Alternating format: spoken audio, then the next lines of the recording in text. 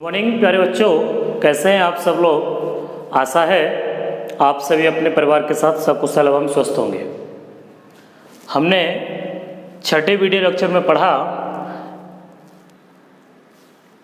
किसी भी त्रिविमीय क्रिस्टलीय जालक में हम संकुलित भाग अर्थात अवयवी कणों द्वारा कितना स्थान कवर किया गया, घेरा गया, उसका भाग कैसे निकालते हैं, उसको हमने सीखा। क्षमता कैसे निकालते हैं यह ज्ञात किया। उसमें दो हम लास्ट में पढ़ चुके थे, एक सिंपल क्यूबिक और एक face centred cubic unit cell. इन दोनों को स्टडी किया। आज पढ़ने वाले हैं कि body centred cubic unit cell, जिसे बीसीसी के नाम से भी जानते हैं, या काय केंद्रित घनीय एकक कोशिका, इसमें संकुलित भाग कैसे ज्ञात करेंगे, आज पढ़ने वाले हैं। चलिए स्टार्ट करते हैं बिना देर किए हुए। नोटबुक पेन साथ लेकर के जरूर बैठिएगा, चीज़ों को पॉइंट आउट कीजिएगा, नोट डाउन कीजिएगा और नोट सेल्फ से बनाने का प्रयास कीजिए। चलिए बात कर लेते हैं। तो एक्चुअली सबसे पहली बात होती है कि body centre cubic unit cell होते क्या हैं। वैसे मैं पीछे बता चुका हूँ कि ऐसे क्यूबिक यूनिट सेल, ऐसे घनीय एकक कोशिका जिसमें जो अवयवी कण हैं वो उसके प्रत्येक कोने पर तथा उसके मध्य में जहाँ उसका केंद्र होता है उस पर एक पार्टिकल प्रेजेंट होता है, एक अवयवी कण वहाँ उपस्थित होता है, उसको हम लोग कहते हैं बीसीसी। अगर हम डायग्राम से समझने का प्रयास करें तो इस तरीके से बना सकते हैं।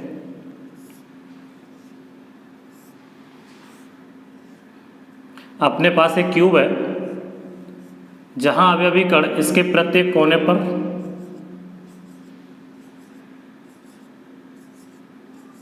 ये इसके 8 कोने हैं, इन 8 कोनों पर उपस्थित होता है तथा एक अवयवी कण इसके मध्य में, जहाँ जिसको बॉडी सेंटर के नाम से जानते हैं, ये बॉडी सेंटर पर प्रेजेंट होता है।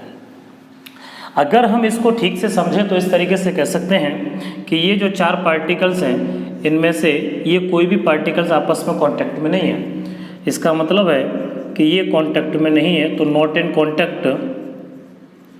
जब ये कांटेक्ट में नहीं है, ना ये कांटेक्ट में होंगे ना ही ये आपस में कांटेक्ट में होगा, क्योंकि ये अगर कांटेक्ट में नहीं है और ये आपने कांटेक्ट में कर दिए तो फिर ये क्यूब नहीं रहेगा, अर्थात घन नहीं बनेगा, और जब घन नहीं बनेगा तो क्यूबिक यूनिट सेल होना पॉसिबल नहीं है।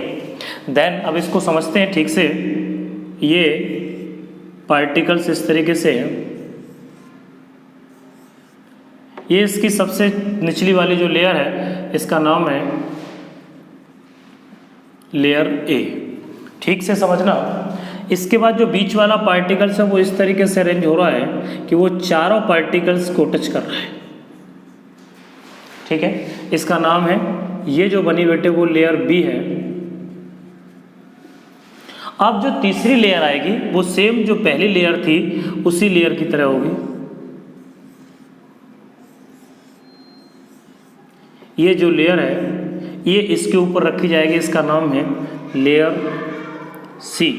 लेकिन आप देख पा रहे होंगे जो लेयर सी है और लेयर ए थी दोनों आपस में एक जैसी हैं, तो लेयर सी और ए जैसी है, इसलिए इसका नाम बनेगा ए बी, क्योंकि पहली लेयर ए, फिर दूसरी बी, फिर तीसरी सी आएगी। सी कैसी है? ए जैसी है। फिर बी आएगी, इस तरीके से ए बी, तो इसका जो टाइप हो जाएगा वो ए बी टाइप से अगर आएगा 3D में तो आपको बताना है कि ये बीसीसी होता है, क्योंकि मैं पहले बता चुका हूँ ए आएगा तो सिंपल हो गया, ए बी आएगा तो बॉडी सेंटर्ड, और ए बी सी आएगा तो फेस सेंटर्ड या क्लोज क्यूब पैकिंग के नाम से हम उसको सीसीपी या एफसीसी कहेंगे, ठीक। बात कर रहे हैं तो ए बी। अब यहाँ एक बात समझ में आती है, इसके बाद जब हम फॉर्मूला डेराइव करते हैं तो फॉर्मूला डेराइव करने के लिए, क्योंकि अपने को बनाना है पैकिंग फ्रैक्शन निकालना है, और पैकिंग फ्रैक्शन होता है जेड, जिसे रैंक कहते हैं, इनटू एक जो अवयवी कण है वो गोलाकार है जिसको हमने एटम मान लिया, तो उसका आयतन तो 4/3 पाई आर क्यू बटे जो आपके पास घनीय एकक कोशिका है इसका आयतन, तो हम वॉल्यूम ऑफ यूनिट सेल, इसका मतलब एकक कोशिका जो है उसका आयतन। हमें ये चीज़ें चाहिए, तो जेड चाहिए रैंक, इसको आसानी से फाइंड कर सकते हैं। कैसे? सबसे पहले बात करते हैं रैंक की, नंबर ऑफ इफेक्टिव एटम्स, प्रभावित परमाणुओं की संख्या। इसका मतलब क्या है? अवयवी कण कहाँ कहाँ प्रेजेंट है? एट एवरी कॉर्नर्स, इसका मतलब है प्रत्येक कोने पर, प्लस एट बॉडी सेंटर। जो इसका बॉडी सेंटर है वहाँ प्रेजेंट है। अब आप देख पा रहे हैं एट एवरी कॉर्नर्स, कॉर्नर कितने बेटे 8, और कॉर्नर का कंट्रीब्यूशन 1/8 प्लस बॉडी सेंटर कितना है 1 और उसका कंट्रीब्यूशन 1, क्योंकि वो इसके मध्य में रहता है, इससे बाहर नहीं जाता। देन आप इसे कैंसिल करेंगे तो 1 और 1 2, तो जो जेड की वैल्यू है बेटे रैंक वो आ गई 2।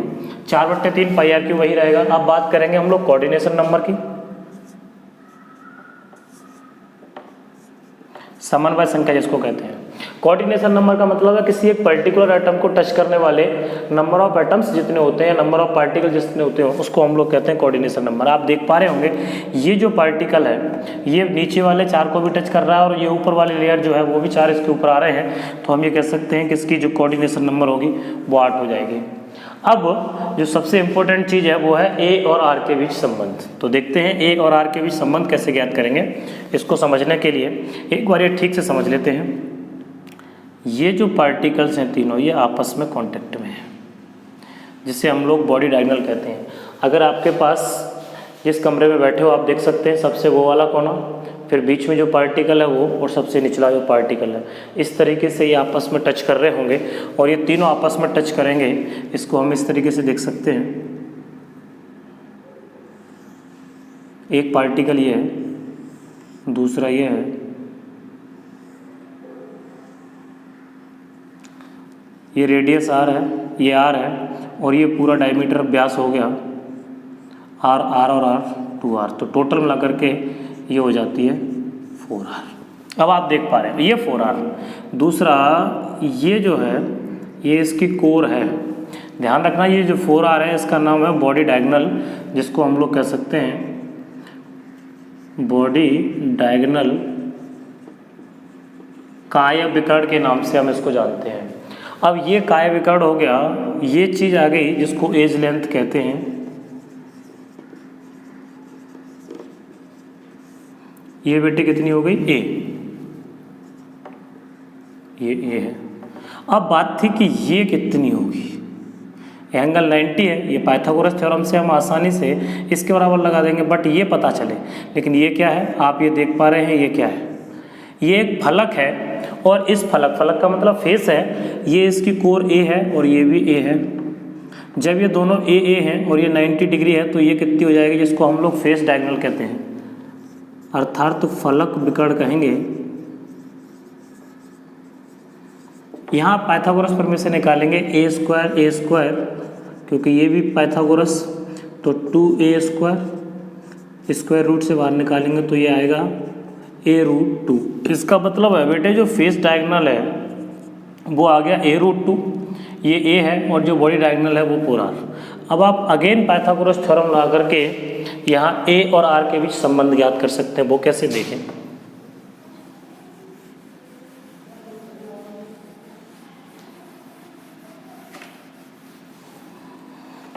देखिए मैंने बताया यहाँ से। अब इसमें पाइथागोरस अगर आप चाहते तो कोई नाम दे सकते हैं, A B C D इस तरीके से इसको दे सकते हैं। अब मैं इसमें लगा रहा हूँ सीधा। तो जो फेस डायगोनल है और बॉडी डायगोनल है, तो बॉडी डायगोनल ये कर्ण का काम कर रहा है हाइपोटेनियस का, तो hypotenuse square is equal perpendicular जिसको A प्लस ये a√2 जिसको हम लोग कहते हैं फेस डायगोनल, चाहो तो पूरा लिख लो, edge square plus edge length के साथ आएगा फेस डायगोनल, तो फेस डायगोनल स्क्वायर। ये है a स्क्वायर, ये a√2 का स्क्वायर, तो a स्क्वायर और ये 2a square is equal 3a square. है किसके इक्वल बेटे, ये आप देख रहे थे बॉडी डायगोनल था 4r, तो 4r का स्क्वायर है तो 4 4 16r स्क्वायर। अगर a इज इक्वल निकालेंगे तो 16r स्क्वायर बाई 3 और तो ये आएगा 16 का वर्गमूल 4r/√3। ये बेटे a आ गया। हमें निकालना क्या है, वॉल्यूम। अब हम निकालेंगे वॉल्यूम, तो देखिए कैसे निकालते हैं। इन सारी चीज़ों को आप नोट करते जाएं जिससे चीज़ें ठीक से समझ में आ सके। देखिए वॉल्यूम से मतलब है आयतन, वॉल्यूम ऑफ यूनिट सेल, और घन का आयतन हम सब जानते हैं, भुजा की घात 3 AQ, और A की वैल्यू है 4RY √3, 4 Chowk 16 Chowk 64RQ by 3√3। ये इस घनीय एकक कोष्ठका का आयतन निकल आया। अब आपके पास सारी चीज़ें हैं, आपको इस इक्कीस जो फॉर्मूला है इसमें पुट करना है। जेड आपने रैंक पहले निकाला था 2, 4/3 पाई RQ बटे वॉल्यूम ऑफ यूनिट सेल का आप वॉल्यूम निकाल चुके हैं 64 RQ बाई 3√3। 3 से 3 बेटे कैंसिल हो जाएंगे, RQ से RQ कैंसिल हो जाएगा और 4 दूनी 8 से ये 64 8 बार कट जाएंगे। ठीक है, अब ऊपर बचेगा पाई, नीचे 8, ये √3 चौथी संख्या के रूप में ऊपर चला जाएगा। इनकी वैल्यूज़ लगाएंगे। पाई की वैल्यू होती है 22/7, √3 की होती है 1.732 और 8 नीचे था ही, इसको काट दोगे 2 चौक 8 और 2 से 22 11 बार। इनका मल्टीप्लाई करके कैंसिल आउट करोगे तो ये आएगा 0.68। ये हमारा पैकिंग फ्रैक्शन निकल आया। अगर हम यहाँ से वॉइड फ्रैक्शन निकालें, वॉइड कह सकते हो, एक खाली जगह कितनी है, ये कवर्ड स्पेस है कि कवर्ड स्पेस कितना है 0.68 पार्ट उसका कवर्ड है और जो वैकेंट स्पेस है खाली स्पेस, ठीक, वो 1 माइनस 0.68, तो ये बचेगा 0.32। दोनों चीज़ें निकल आती हैं। अब आप इसे एफिशिएंसी में कन्वर्ट कर सकते हैं। तो पैकिंग एफिशिएंसी, इसका मतलब संकुलन क्षमता 0.68 इंटू 100, जैसे आप इसे 100 से मल्टीप्लाई करेंगे तो ये 68% हो जाएगा। वॉइड एफिशिएंसी या बैकेंट एफिशिएंसी 0.32 इंटू 100 से मल्टीप्लाई करेंगे तो ये हो जाएगा बेटे 32%। ठीक, इसको हम पैकिंग, कवर्ड, कुछ भी नाम दे सकते हैं। इसको दे सकते हैं बैकेंट, ठीक, बैकेंड कह सकते हो, एम्पटी कह सकते हो। इस तरीके से हमें अगर बीसीसी में संकलन क्षमता पूछी होगी तो उसे इस तरीके से फाइंड आउट करेंगे। अब बात करने वाले हम लोग कि 3D में जो अरेंजमेंट करते हैं तो उसमें कुछ वॉइड्स रहते हैं, कुछ खाली जगह रहती हैं, तो वो कैसे फाइंड करते हैं। देखिए, अरेंजमेंट इन 3D, इसका मतलब 3D में जो व्यवस्थित करते हैं, 3D का मतलब है त्रिविमीय क्रिस्टल जालक हो, जो हम पढ़ रहे हैं, जो हमारे सिलेबस में है 3D, उसकी बात कर रहे हैं। तो उसमें 2 प्रकार के वॉइड बनते हैं, एक टेट्राहेड्रल वॉइड होते हैं और एक ऑक्टाहेड्रल वॉइड होते हैं। टेट्राहेड्रल वॉइड का मतलब है जिसे कहते हैं चतुष्फलकीय रिक्ति, और ऑक्टाहेड्रल वॉइड को कहते हैं अष्टफलकीय रिक्ति। देखिए,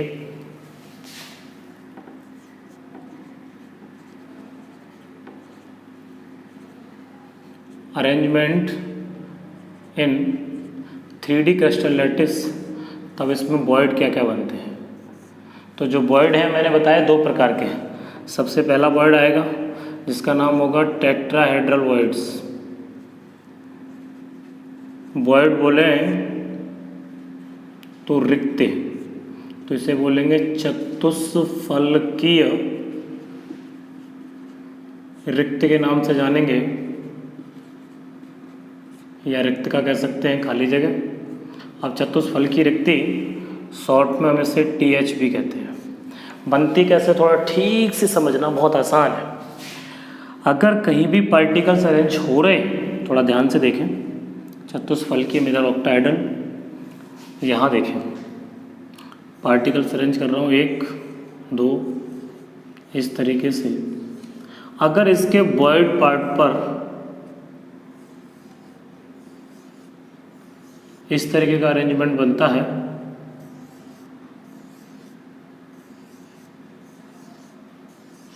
इस तरीके का, थोड़ा ध्यान से देखें, गौर से समझने का प्रयास करें। ये 3 पार्टिकल्स हैं। अगर मैं इस टेट्राहेड्रल वॉइड की बात करता हूँ तो ये 3 पार्टिकल्स इस तरीके से अरेंज हैं। मैं जो दूसरी लेयर, ये पहली लेयर है नीचे वाली जिसको हम लोग कहते हैं ये 2 डायमेंशनल है। जैसे ही मैं तीसरी लेयर अर्थात तीसरा पार्टिकल इसके ऊपर अरेंज करूँगा, यहाँ मैंने तीसरा पार्टिकल अरेंज किया,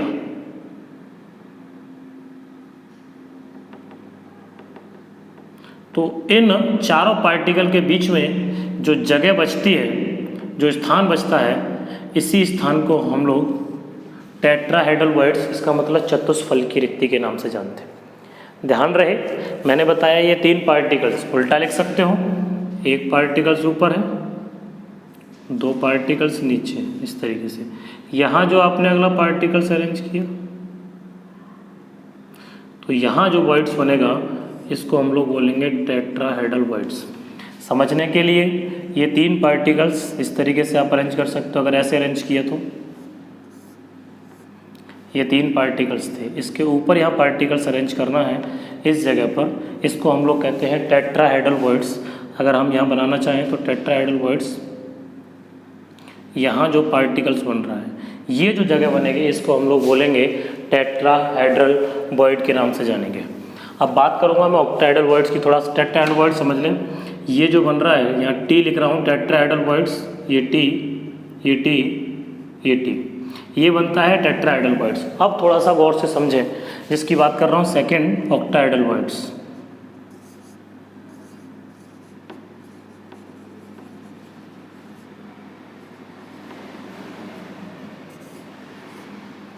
इसे कहते हैं अष्टफलकीय रिक्ति।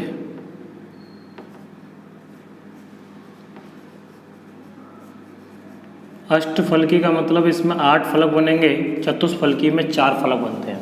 अगर आप इसे पिरामिडल टाइप से देखेंगे तो इसमें 4 फलक थे और इसमें 8। कैसे बनेंगे देखें, थोड़ा ध्यान से समझें। ये मैंने पार्टिकल्स इस तरीके से अरेंज किए हुए, बड़ा गौर से समझने की आवश्यकता है कि ये मैंने 2 पार्टिकल ऊपर 1 पार्टिकल नीचे इस तरीके से अरेंज है। अब क्या करना है, जैसे ही आप दूसरी लेयर बिछाते हो तो दूसरी लेयर में जहाँ आपने पार्टिकल 1 अरेंज किया था उसकी जगह आपको अब पार्टिकल 2 लेकर आने हैं। एक ये रहा, ये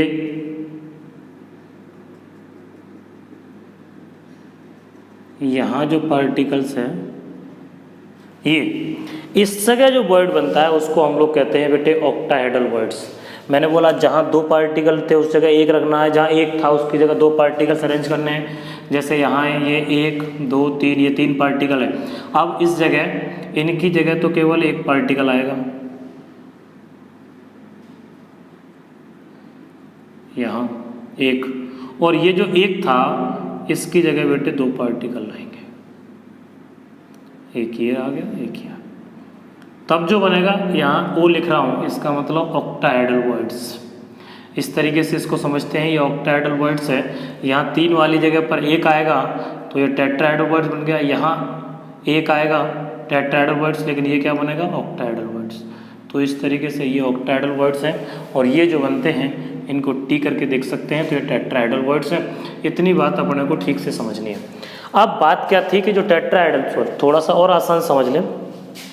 मैं अगर इसको इस तरीके से बनाना चाहूँ तो मेरे पास 2 पार्टिकल मैंने ये अरेंज कर दिए, तीसरा पार्टिकल ये अरेंज किया। यहाँ जो वर्ड बनेगा ये तीसरा पार्टिकल है जो दूसरी लेयर का है, वो इस तरीके से अरेंज। यहाँ जो बन रहा है वर्ड उसको हम लोग टेट्राहेड्रल वर्ड कहते हैं। यहाँ से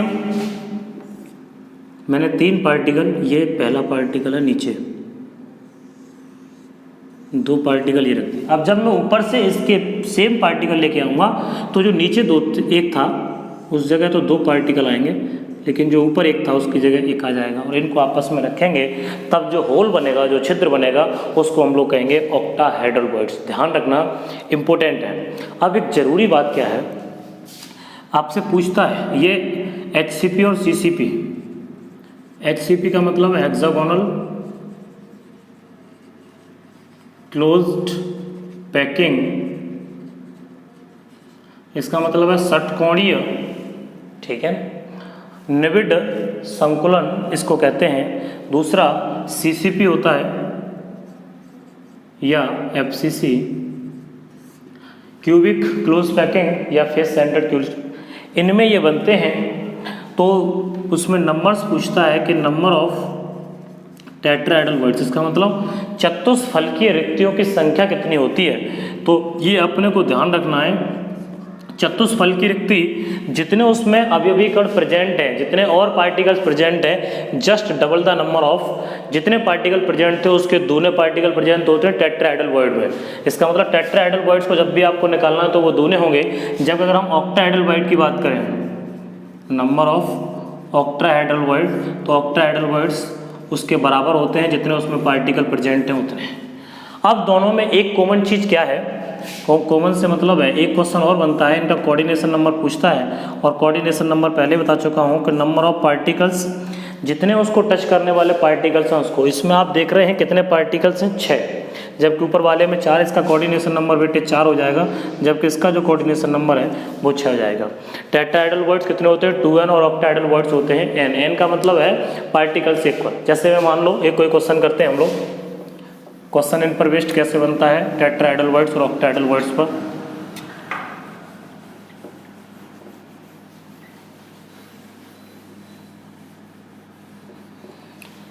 आपसे क्वेश्चन में कह रहा है कि x और y आपके पास दो पार्टिकल है, x और y, या कह सकता है कैटायन और एनायन है। x तो कह रहा है वो कैटायन है, C से डिनोट कर रहा हूँ, और ये एनायन है, A से डिनोट कर रहा हूँ। वो कह रहा है कि जो x है, x वो तो CCP पर प्रेजेंट है, जितने भी x हैं वो कहाँ प्रेजेंट है बेटे, CCP बोल दे, या ये कहता है कि FCC पर। जबकि जो y है, एनायन है, वो कह रहा है कि वो टोटल उसमें ऑक्टाहेड्रल वर्ड्स दे रखे हैं, टेट्राहेड्रल वर्ड्स, दोनों में से कोई भी मान लो, मैंने बोल दिया ऑक्टाहेड्रल वर्ड्स है। अगर इसमें वो कह रहा है कि ऑक्टाहेड्रल वर्ड्स पर प्रेजेंट है, यहाँ ये सभी ऑक्टाहेड्रल वर्ड्स के रूप में भरे, तो सबसे पहले काम होगा कि हम ये देखें कि x जो CCP है उसमें पार्टिकल्स कितने प्रेजेंट हैं। तो आप XCCP को निकालते हैं, और ये आप जानते हैं कि CCP का मतलब है कि जो पार्टिकल्स हैं वो प्रत्येक कोने पर तथा उसके 6 फलकों के केंद्र पर प्रेजेंट होता है, ऐसा ही होता है। अब 8 कॉर्नर हैं और कॉर्नर का कंट्रीब्यूशन 1/8, जबकि 6 फलक हैं और फलक का कंट्रीब्यूशन 1/2, तो 2 3 जा 6, 8 8 कैंसिल। इसका मतलब है जो x है वो बेटे जितने भी उसके पार्टिकल्स आए वो 4 होंगे। अगर मैं y की बात करता हूँ तो y सभी ऑक्टाहेड्रल वर्ड्स पर, और ऑक्टाहेड्रल वर्ड्स किसके बराबर बता, जितने वो हैं उतने ये रहेंगे। इसका मतलब x के इक्वल होंगे। तो जो रेशियो आएगा वो x ratio y then 4:4 is equal 1:1। और अगर आपसे फॉर्मूला पूछता है तो इसका जो फॉर्मूला बनेगा वो बन जाएगा सीधा xy, क्योंकि 1 से कोई इश्यू नहीं है। ठीक है, इस तरीके से हम क्वेश्चन सॉल्व आउट करते हैं। एक क्वेश्चन इस पर बेस्ड और देखें,